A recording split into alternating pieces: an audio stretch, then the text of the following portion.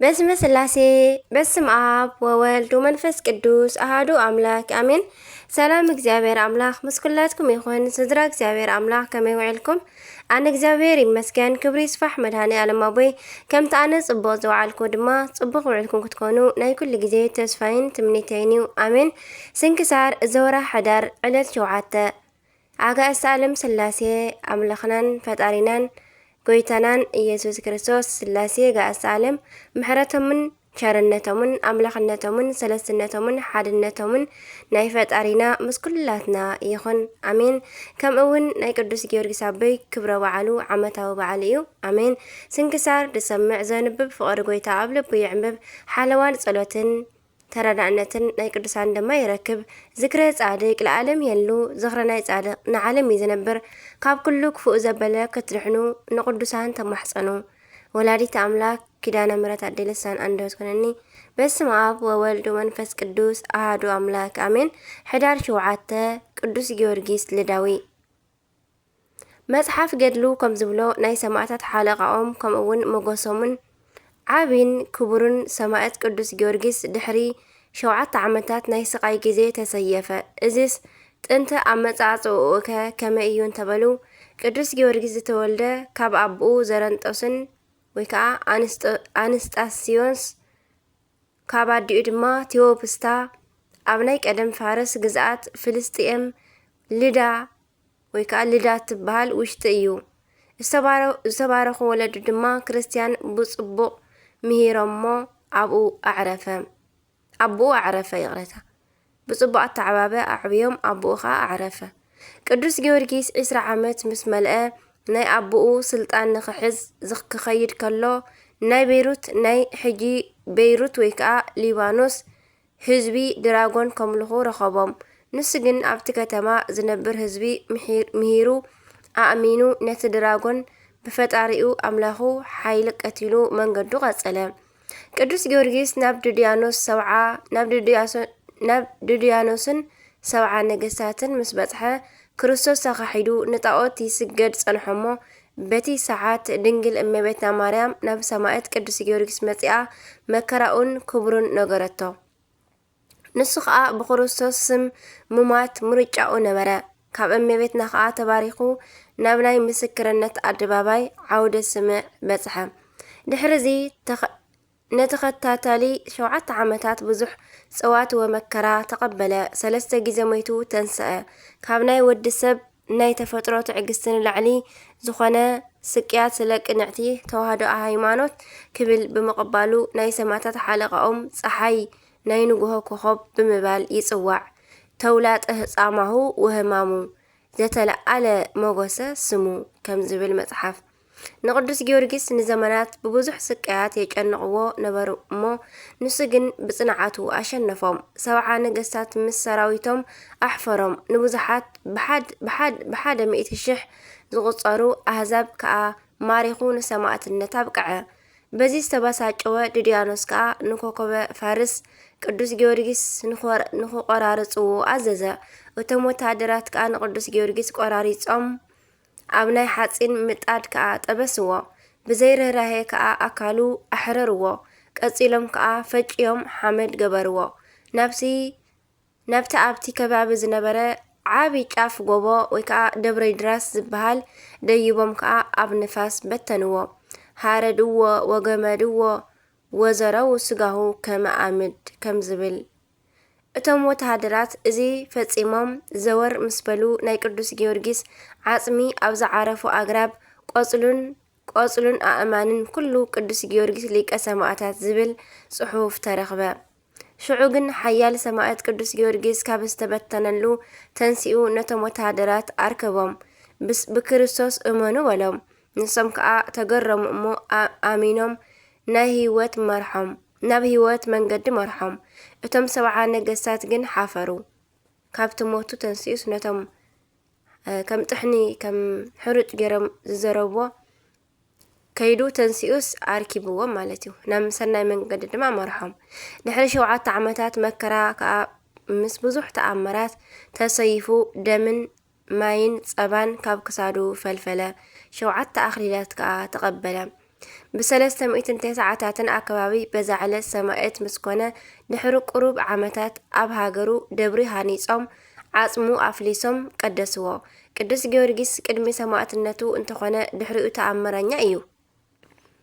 ብዘመኑ ናይ ክርስቲያን ደም ካብ ዘፍሰሱ ዝነበሩ ኣራዊት ነገስታት ሓደ ዝኾነ ዲዮቅልጥያኖስ ርጉም ናይ 47 ሚልዮን ክርስቲያን ደም ኣፍሲሱ ነበረ እሞ ፈጣሪ ንናይ ሰማዕታት ደም ዝብቀለሉ ግዜ በጽሐ።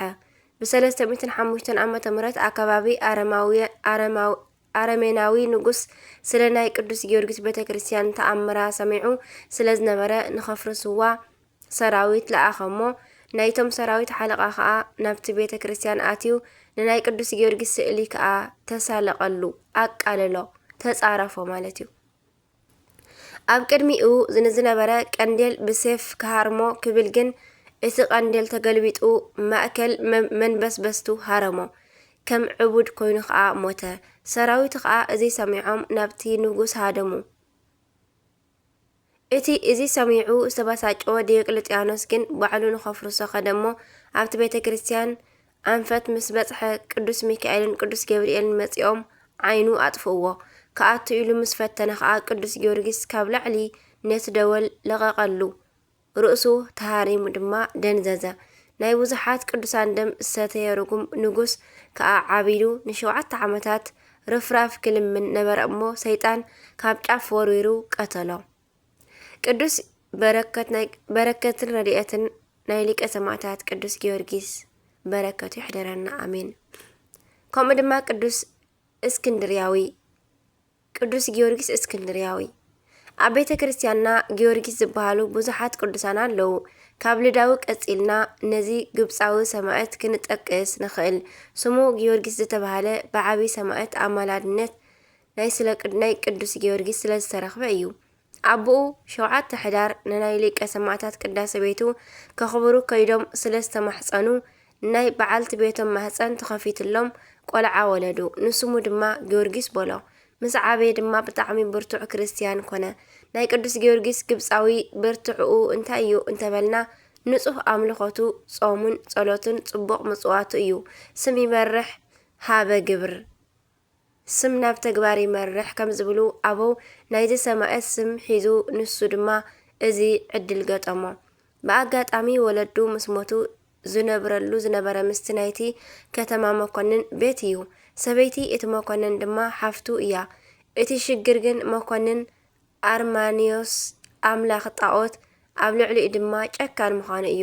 ሓደ መዓልቲ ቅዱስ ጊዮርጊስ ግብፃዊ ንጓል እቲ መኮንን ናብ በረኻ ወሲዱ ዝማሬ ናይ ደብረ ቁስቋም መነኮሳት ኣስማዓ፣ ክርስትና ድማ መሃራ። ነዚ ሰምዐ መኮንን ግን ብሕርቃን ንቅዱስ ጊዮርጊስን ንጓሉን ኣብ ኣደባባይ ኣሰየፎም። ናይ ክብሪ ኣኽሊል ድማ ተጎናጸፈ። ቅዱሳን ዞኖብያን እዞም ቅዱሳን ኣድን ወድን እዮም። ዞኖብያ ኣዲኡ ክትከውን ከላ ዞኖቢስ ድማ መንእሰይ ወዳ እዩ። ናይዞም ቅዱሳን ሃገር ድማ ተበይስ ትበሃል።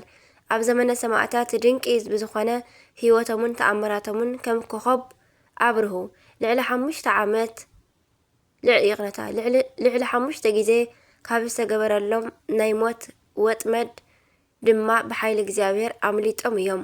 ንክርስትና ኣይንኽሕድን ካብ ፍቕሪ ክርስቶስ ድማ ኣይንፍለን በማለቶም ቁጽሪ 1 ንልብሶም ገፊፎም ኣብ ኣየር ሰቒሎም ደሞም ክሳብ ዝንጽፍጸፍ ገረፍዎም፣ ብሓይሊ ክርስቶስ ተረፉ።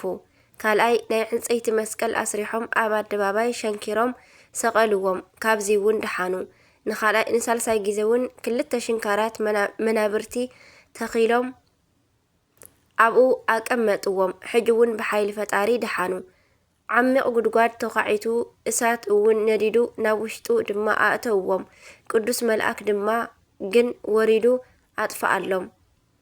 ሓደ ግዜ ድማ ኣብ ሓደ ገዛ እሳት አንዲዶም ኣብ ውሽጢ ኣእትዮም ዓፀውዎም። እግዚኣብሔር ግን ካብዚ እውን ኣድሓኖም። ስለ ክብሮም ድማ ቅዱስ መልኣክ ወሪዱ ንዕኦም ኣኽቢሩ ነቲ መኮንን ንዝፋኑ ኣሸኪሙ ኣብ ኣደባባይ ኣዘሮ። ሓደ ግዜ እውን ጋን ኣሸኪሙ ደድሕሪኦም ኣኸተሎ። ብኸምዚ ኣደነቕቲ ተኣምራት ድማ እቶም ህዝቢ እናኣመነ ብሰማዕትነት ሞቱ። ኣብ መጨረሽታ በዛ መዓልቲ ዞኖብያን ዞኖቢስን ክስየፉ ከለዉ መብረቕ ወሪዱ ን54 ኣህዛብ ቀተለ። በዚ ድማ እቲ መኮንን ተገሪሙ ብክርስቶስ ኣመነ። በረከተ ማሕደረና ኣሜን። ከምኡውን ኣባ ሚናስ ዘተመይ ናይዚ ቅዱስ ኣቦ ጣዕሚ ህይወት ድማ ድንቂ እዩ። ክርስቲያን ወለዱ ብስርዓት የዕብዮም ብተኽሊል ኣመርዓዎ።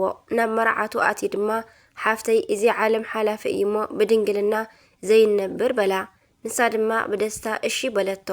ንበርካታ ዓመታት ድማ ኣብ መዓልቲ ስርሖም እንዳሰርሑ ጋሻ እንዳተቐበሉ ይውዕሉ። ለይቲ ድማ መዓንጠኦም ተዓጢቖም ክሰግዱን ክጽልዩን ይሓድሩ። ድሕሪ ዓመታት ናይ ቅድስና ህይወቶም ድማ ቅዱስ ሚናስ ንሰበይቱ ኣፍቂዱ በረኻ ኣተወ። ኣብ ተጋድሎ ኩሉ ድማ እግዚአብሔር ንጓስነት መረጾ። ተመይ ኣብ ትበሃል ናይ ግብፂ ኣውራጃ ጵጵስና ተሾመ። ኣብኡ ድማ ክሳብ ዝዓርግ ተጋዲሉ በዚ ዕለት ዓረፈ። ከም ደመና ዝኸበበና ናይዞም ኩሎም ቅዱሳን ኣምላኽ በረራይኡ ይምሓረና፣ ካብ በረከቶም ድማ ይኽፈለና ኣሜን። ሕዳር 7 ዝኽበሩ ዓመታዊ ናይ ቅዱሳን በዓላት ቅዱስ ጊዮርጊስ ሊቀ ሰማዕታት ቅዳሴ ቤቱ፣ ቅዱስ ጊዮርጊስ እስክንድርያዊ፣ ቅዱሳን ዞኖቢስና ዞኖብያ ሰማዕታት ዓድን ወድን፣ ቅዱስ ሚናስ ዘተመይ፣ ቅዱሳን መርቆሪዎስን ዮሃንስን ጻድቃን ወሰማዕት፣ ኣባ ነሕሩ ሰማዕት። ወርሓዊ በዓላት ድማ ቅዱስ ስሉስ ቅዱስ አብ ወወልድ ወመንፈስ ቅዱስ፣ አባ ጊዮርጊስ ዘጋስጫ፣ አባ ሲኖዳ ናይ ባሕታውያን ሓለቓ፣ አባ ዳንኤል ዘገዳመ ሲሓት፣ አባ ባውላ ገዳማዊ፣ ቅዱስ አትናቴዎስ ሃዋርያዊ። ከምኡ ከዓ ናይ ዕለት 8 ሕዳር ስንክሳር ንቕፅል።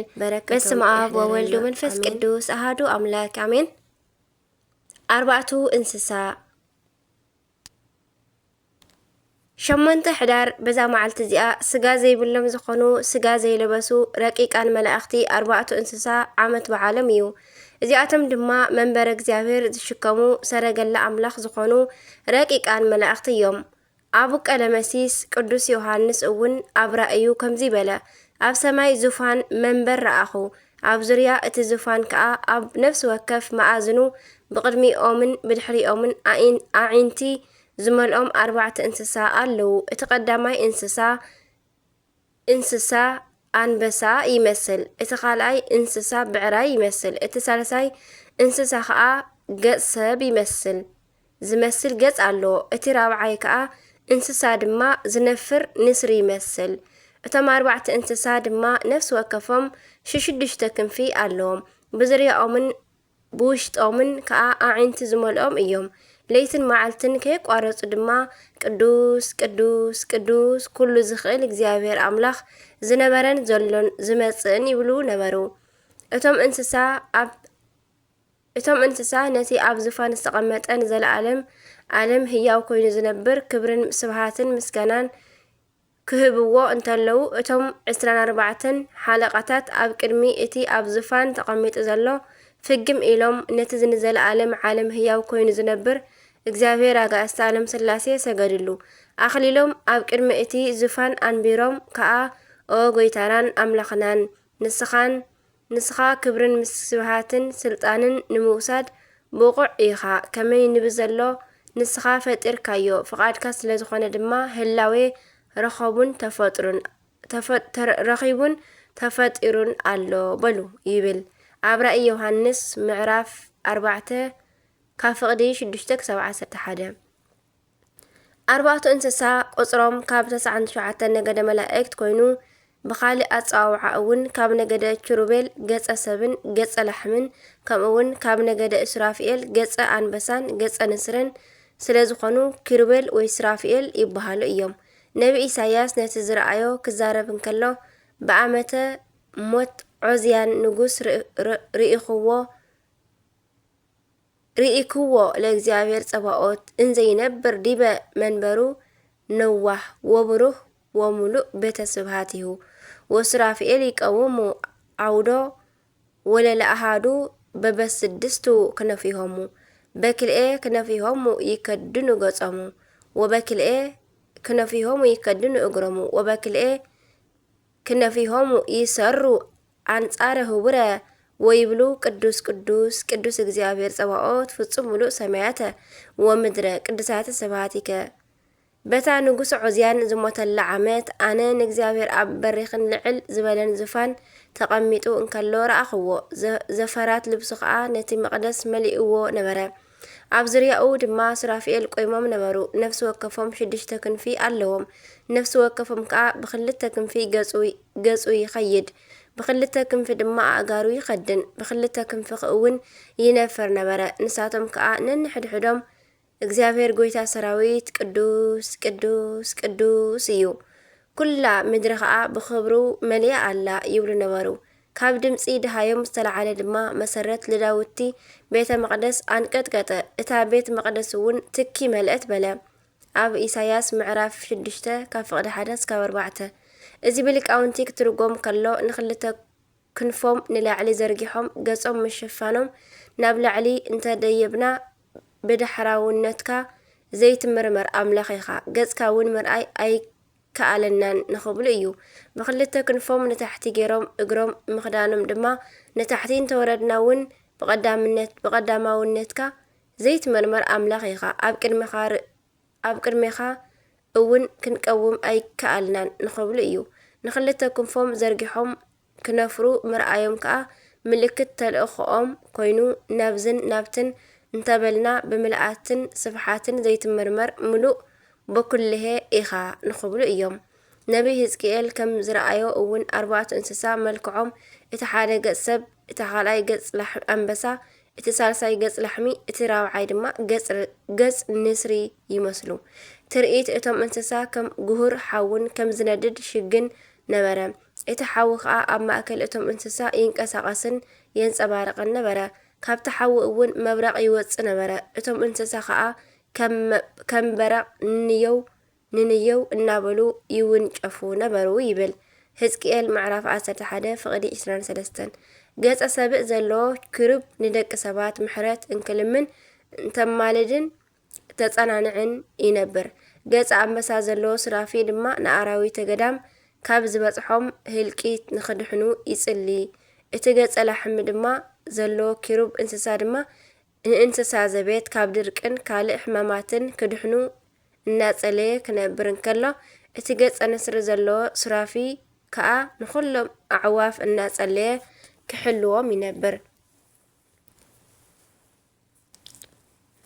4 እንስሳ ብ4 ወንጌላውያን ይምሰሉ እዮም።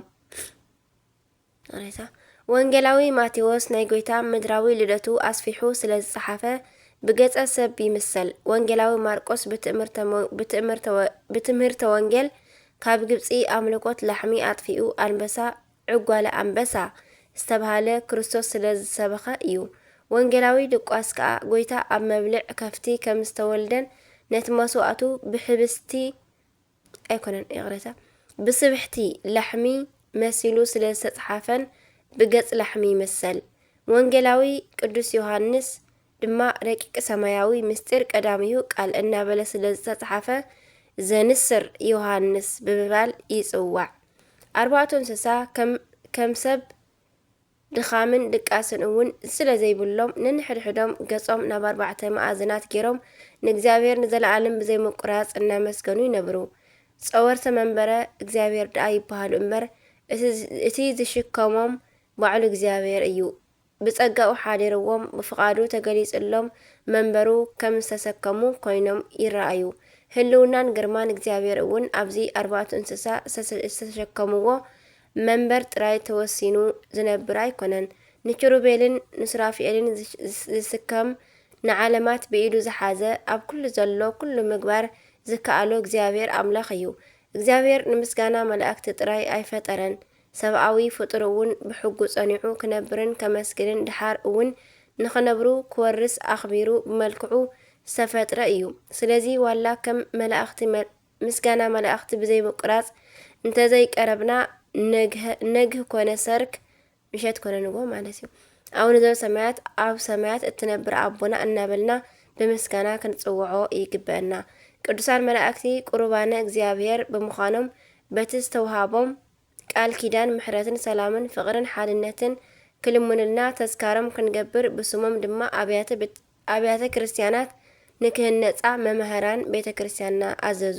ንእግዚአብሔር ምስጋና ይኹን። ንዓና እውን ብኣማላድነቶም እዞም ቅዱሳን ክሩቤል ይምሓረና። በረከቶምን ምሳና ተሃሉ ንዘለዓለም ዓለም አሜን። አርክያ ድማ ከምዚ ይብል ሰላም ለክሙ ኪሩባውያን አፍራሱ ለመሃይምን ጻድቅ እንተ ወርቅ አክሊለ ርእሱ ሃበዝ አምላክ እንተ ተጸውርዎ በአትረንሱ ለእለ ጌገዩ ሰብእ ወለእለሂ አበሱ ሰአሉ መድኃኒተ ወህይወተ ህሱ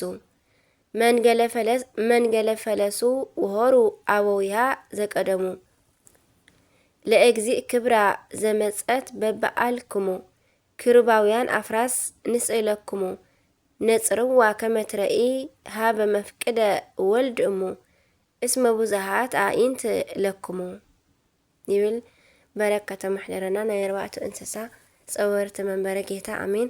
ከምኡውን ቅዱስ አፍኒን ሊቀ መላእክት ከምኡውን በዛ መዓልቲ እዚኣ ካብ ሊቃናት ናይ ዝኾነ ሓለቓ መላእክቲ አፍኒን መዘከርታ በዓሉ እዩ። ምስራፊን ኪሩቤልን ናይ እግዚአብሔር ናይ ክብሪ ዙፋን ዝሕሉ ብዛዕባኡ ሄኖክ ነቲ ቤት ድማ ስራፌን አፍኒንን ዝርያኡ እናዘወሩ ይሕልዎ። እዚኣቶም ድማ ናይ እግዚአብሔር ናይ ክብሪ ዙፋን እናሓለዉ ዘይድቅሱ እዮም ኢሉ ዝተናገረሉ እዚ ሊቀ መላእክት ቅዱስ አፍኒን እዩ። ንእግዚአብሔር አምላኽና ምስጋና ይኹን። ንዓና እውን በአማላድነት እዚ መልአኽ ቅዱስ ይምሓረና። በረከቱን ምሳና ተሃሉ ንዘለዓለም ዓለም አሜን። ሰላም ለከ እንዘ ትቀድስ ትስልስቶ ዘታጸንእ ዘልፈ ለመንበረ አምላክ አቂቦቶ አፍኒን መልአክ ዘምግባሪከ አአኩቶ ለጌጋየ ሰብእ ዓመ ትሰሩ ጽሕፈቶ መጽሐፈ ዕዳየ ኢትህድግ ባቲቶ ለይኩን አሜን። ከምኡን በዛ መዓልቲ እዚኣ ናይ ሊቀ ጳጳሳት ቅዱስ ዮሐንስ መዘከርታ እዩ። ልፍንጉስ ቆስጠንጢኖስ ንጉስ ቆስጠንጢኖስ እውን መስቀል ተገለጸሉ። ንእግዚአብሔር አምላኽና ምስጋና ይኹን አሜን። ሰላም ለቆስጠንጢኖስ መንፈሰ ልቦና ዘአጥበቦ በአሚነ ክርስቶስ ይጽናዕ ወያስተራትእ ህዝቦ በዛት ዕለት አምሳለ ከዋክብት በተማ እትቦ በዲበ አራቱ እንዘ ሃለወ ሰኪቦ በፈለገ ባዶስ ርእየ ወነጸረ ጸልቦ በረከቱ ይሕደረና አሜን። ከምኡውን አባ ቅፍሮንያ ከምኡውን በዛ መዓልቲ እዚኣ ወዲ አረማዊ መኮንን አባ ቅፍሮንያ አዕረፈ። ካብ መዓልታት ሓንቲ መዓልቲ መርቆሬዎስ ዝስሙ መነኮስ ካብ ገዳም አባ ጳኩሚስ ናብ ዓዱ በጽሐ ክርስቲያን ከም ዝኸውን ድማ ኣብ ልዕሊኡ ተነበየ። ብድሕሪ እዚ ሒደት መዓልታት ኣድባራት ከጥፍእን ጭውያ ክጭውን ሰራዊቱ ኣኪቡ ናብ ምድረ ግብፂ ከደ። ናብ ገዳም አባ ጳኩሚስ ኣብ ዝበጽሓሉ ግዜ ኣበምኔት ናብኡ ወፀ። ኣነ እየ እውን በሎ። ቅፍሮንያ ድማ ምስ ሰምዐ ኣበምኔት በይኑ ኣግሊሱ ንኸጥምቆን ልብሲ ምንኩስና ንኸልብሶን ለመኖ። ኣበምኔት ድማ እሺ በሎ። ብድሕሪ እዚ ሰራዊቱ ንዓዶም ምስ ተመልሱ በይኑ ተረፈ። ኣብታ ግዜ ድማ ልብሲ ምንኩስና ለበሰ። ብጾምን ብጸሎትን እውን ክጋደል ጀመረ። ሰይጣን ድማ ኣብ ልዕሊኡ ቀንአ። ውዲተኛ ወይ ከዓ ዓመፀኛ ሰብ ኣላዓዒሉ ድማ ናብ መኳንንቲ ውዲት ሰርሓሉ። ነታ ደብሪ ድማ ዓድና ዘጥፍአ ሓደ ወዲ መኮንን ኣብዚ ኣሎ እናበሉ ከበብዋ። እግዚአብሔር ግን ሰወሮ። ምስ ሰኣንዎ ድማ ነቲ ውዲተኛ ሰብ ቀተልዎ። እዚ ቅዱስ ድማ ብገድሊ እናተጸመደ ብቢ7 መዓልቲ እናጾመን ብዘይካ መሪር ኣደንጎር ካልእ ከይጠዓመ ነበረ። ኣብቲ ወርሓት ድማ ኣረይ ምድሪ እንስሳኦም እናቐተለ ኣብቲ ገዳም ጥፍኣት ኣስዓበ እሞ ኣባ ቅፍሮንያ ድማ ናብኡ መጺኡ ከም በጊዕ ሓዞ፣ ብሓብሊ እውን ኣሰሮ። 10 ዓመት ተቐሚጡ ድማ ሞተ። ቅዱስ ቅፍሮንያ ድማ መልአክ እግዚአብሔር እናመርሖ ናብ ኢየሩሳሌም ከደ። ኣብ ሓንቲ መዓልቲ እውን በጽሐ። ኣብኡ ድማ ዓብይ ምስጢር ረአየ። ካብ ቅዱሳት ቦታታት እውን ተባረኸ። ናብ መሕደሪ እውን ተመልሰ። بسلام ونعرفه بركة راديتنا يا أبونا قفرونيا مس كلهم بركة محضرنا أمين. نجزاهر مسكنا يخلنا بركة مسالة هالو نزل عالم عالم أمين. أركد ما خمزي بل سلام لك أفرونيا أنت كنا كريستياناوي هاديقو أباهو مكونن أرماوي اسكما نكوسات بنبرو بهدعات وبس أماوي أسرة كما بقى زعلبو من ساوي مرأي دبر زي قتل أروي كمون بزا معلت زياء ناي 282 سماعات محبران إيس دروس سماعات مذكرتهم يو بركتمون مسانات تخون نزل عالم عالم آمين. نجزابير مسكانا يخون نحن أون بصلاة أزم قدسان إمحارنا نزل عالم عالم آمين. بركة محضرنا كمود ما سنكسار نعلت شعات حدار نغزل بس مع وولد ومنفس قدوس هادو أملاك آمين. قبائي نكيا شعات حدار بزا معلت زياء 310 أبوتات ኤጲስቆጶሳት ኣብ ዘመነ ጻድቅ ንጉስ ቁስጥንጥንያ ኣብ ሃገረ ኒቅያ ተኣከቡ። ካብ መንጎኦም 4 ሊቃነ ጳጳሳት ነበሩ እሞ እዚኣቶም ድማ ኣባ እለ እስክንድሮስ ዝሃገረ እስክንድርያ፣ ኣባ ዮናኪኒዶስ ዝሃገረ ሮሜ፣ ኣባ ጴጥሮስ ዘቁስጥንጥንያን፣ ኣባ አትናቴዎስ ዘአንጾኪያን እዮም። ዝተኣከበሉ ምክንያት ድማ ብምክንያት ኣብ ሃገረ እስክንድርያ ቀሺ ዝነበረ አርዮስ ዝተባሃለ ሰብ ስሒቱ ለቱ ስፋት ወልድ ፍጡር በመለኮቱ ዝብል ናይ ክሕደት ቃል እንትምህር ክምህር ስለዝተረኽበ እዩ። እዞም ቅዱሳን ኣቦታት ድማ ክቡራንን መስተጋድላንን ነበሩ። ካብኣቶም ድማ ከም ሃዋርያት ንምውታት ዘልዕሉ ነበሩ። ድውያን ዝፍውሱ እውን ኣለው። ዓበይቲ ዝኾኑ ተኣምራትን መንክራትን ድማ ገበሩ። ካብኣቶም እውን ምእንቲ እታ ቀንዕቲ ተዋህዶ ሃይማኖት ክርስቶስ ክብሉ ዘሳቀይዎም ኣለው። ኣዒንቶም ዘውፅእዎም ኣለው። ኣእዳዎምን ኣጋሮምን ዝቆረፅዎምን ኣለው። ኣስናኖም ዝሰበርዎም ዘርገፍዎምን ኣለው። ኣጭፋሮም ዝነቀልዎም እውን ኣለው። ጎኖም ዝሰንጠቅዎም እውን ኣለው። ካብኣቶም ሓደ ድማ ቶማስ ዘመርዓስ እዩ። ቅዱስ ቆስጠንጢኖስ ድማ ናቱ መንበር ካብ ናይቶም ቅዱሳን መንበር ትሕት ዝበለ መንበር ገበረ። ብድሕሪ እዚ ድማ በትረ መንግስቱ ኣኽሊሉ ቀለበት ኣጻብዕቱን ሰይፎን ሃቦም። እንሆ ከመኻትኩም ርቱዓ ሃይማኖት ንዝኾነ ክተትርፍዎ ርቱዓ ሃይማኖት ንዘይኮነ ከዓ ካብ ቤተ ክርስቲያን ክትፈልይዎ ስልጣነ ክህነትን መንግስትን ሃብክኾም ድማ በሎም። ንሳቶም ግና ናብ እግዚአብሔር ለመኑ እሞ ስለ እዚ ነገር እውን ብፍሉይ ኣመልከቱ። ጎይታና ገሊጽሎም ድማ ኩሉ ህዝቢ ዝምርሓሉ ቀኖና ሕግን ሰርዑ። ጎይታና እውን ኣብ መንጎኦም እናተረኸበ የመቻችወሎም ነበረ። እግዚአብሔር መንፈስ ቅዱስ ልቦናቶም ዘብርሃሉ ኣቦታትን ንጉስ ቆስጠንጢኖስን ካብ ቁፅሪ ሕልፊ ኮይኑ ይረኽብዎ እሞ ኣብ ጊዜ ድራር ግን ይስእንዎ ነበሩ። ንካህናትን ንህዝባውያንን ንነገስታትን ንሃገራትን ንነጋዶን ንሸየጥትን ዓደግትን ንዝተፈላለዩ ስራሕ ዝሰርሑን ቀኖና ሰርዑ። እግዚአብሔር ወልድ ምስ እግዚአብሔር ኣብ በመለኮቱ ዕሩይ ከም ዝኾነ ኣቐመጡ።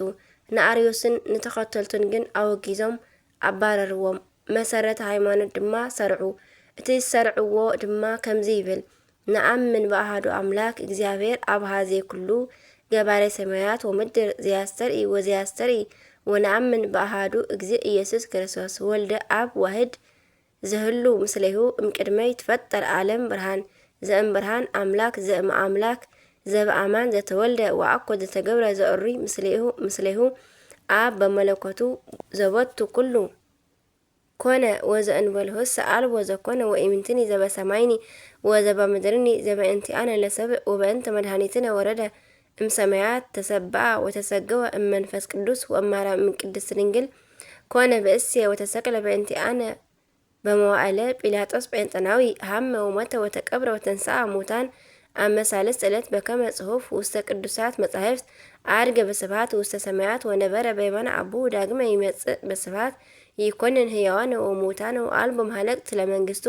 ወነአምን በመንፈስ ቅዱስ እግዚእ ማህያው ዘሰረጸ እምአብ ንስግለቱ ወንሰብሖ ምስለ አብ ወወልድ ዘነበበ ነቢያት ወነአምን በሃቲ ቅድስት ቤተ ክርስቲያን እንተለዓለ ኩሉ ጉባኤ ዘሐዋርያት ወነአምን በሃቲ ጥምቀት ለስረታ ኃጢአት ወንሰይፎ ትንሣኤ ሙታን ወህይወተ ዘይመጽእ ለዓለም ዓለም አሜን።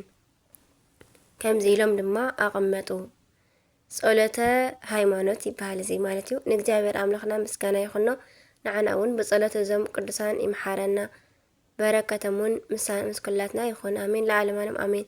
አርኬ ድማ ሰላም ለጳጳሳት እለ ስኖሙ አብርሀ በሃገረ ኒቅያ ወአድያሚሃ አፍራሰ ህይወት እሉ በብሂለ እንቋዕ ዘበፍስሃ ዘኬዱ ውስተ ባሕር ወዘወረዱ አሜሃ እንዘ ይሃምጉ ማያተ ብዙሃ። በረከተ ማሕደረና አባ ይስሐቅ ሊቀ ጳጳሳት። ከምኡ እውን በዛ መዓልቲ እዚኣ መበል 41 ሊቀ ጳጳሳት እስክንድርያ ዝኾነ ቅዱስ አባ ይስሐቅ ሊቀ ጳጳሳት አዕረፈ። እዚ ቅዱስ አቦ ካብ ሃገረ ቡርልስ እንትኸውን ወለዱ ኣዝዮም ሃፋትምን ንእግዚአብሔር ዝፈርሑን ነበሩ። ድሕሪ ነዊሕ እዋን ወለድዎ እሞ ብኡ ድማ ዓብይ ተሓጓስ ተሓጎሱ። ጥምቀት ክርስትና ንኸጥምቆ ናብ ኤጲስቆጶስ ምስ ኣቕረብዎ እቲ ኤጲስቆጶስ ኣብ ርእሲ እቲ ህፃን መስቀል ብርሃን ረኣየ። እቲ ኤጲስቆጶስ ኢድ እቲ ህፃን ሒዙ ኢዱ ኣብ ርእሲ እቲ ህፃን ኣቐሚጡ እዚ ህፃን ብእግዚአብሔር ኣብ ልዕሊ ቤተ ክርስቲያን ክሽየም እዩ እንክብል ተነበየ።